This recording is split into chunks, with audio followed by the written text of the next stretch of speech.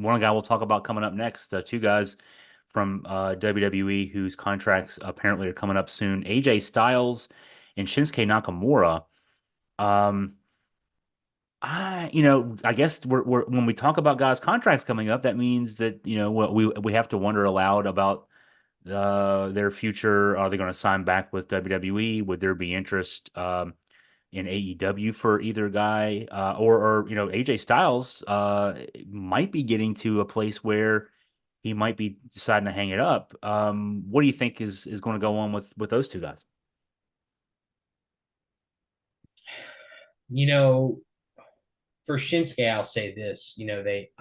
I'm not a, I'm not super knowledgeable about the economic standpoint from in Japan. I know that the yen is right now currently weaker than the dollar, and that influenced Okada's decision to come to America a lot. It's a lot of the reason why he decided to leave New Japan. Is Shinsuke's got to be at the point where he knows his career's winding down. Is he going to look for an ending in New Japan?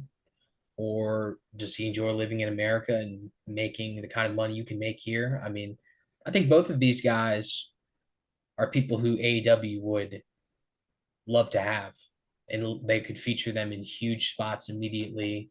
They could have, you look at Sting's last run and how phenomenal it was. Just from top to bottom, that whole 3 year stretch was fantastic for Sting. If you're an older wrestler, I think that speaks volumes to what you could accomplish at the end of your career in AEW, especially if you're someone like AJ, who's just been great everywhere he's ever been. And, he would be a great AEW World's Champion. For Shinsuke, if you go to AEW, well, then you can still work in New Japan. You really get the best of both worlds. But, a lot of it comes down to, do these guys want to change their lives right now when they're so deep in their career and really they're not doing much in WWE at all, and I assume they're getting paid for it. Yeah. So For some reason it reminds me of when I've been covering wrestling long enough that I remember when TNA started, and I would jump on conference calls with guys. And you mentioned Sting when he made the jump to TNA back in like 2005 or 2006, something like that.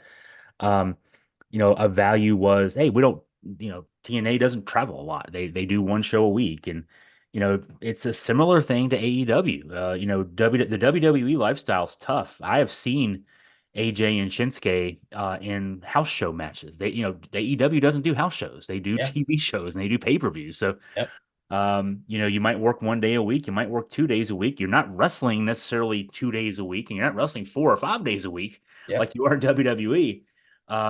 Even though the style in WWE is not as taxing, house show matches especially are, pretty much a couple of bumps and that's about it. But you're still traveling, you're taking a couple of bumps, you're getting in the car going somewhere else.